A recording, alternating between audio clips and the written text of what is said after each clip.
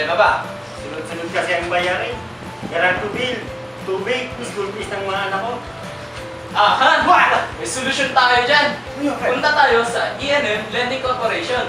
Bakit ano bang meron doon? Nag-o-offer sila ng salary loan, pension loan, car loan, at motor loan. Hoy! Solve na palang problema mo tayo na! Dahil sa E&M, suportahan ka! Dahil sa E&M, mabilis ang proseso.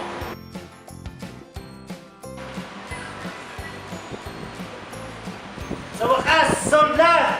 Dahil sa E&M, mabilis ang release ng cash.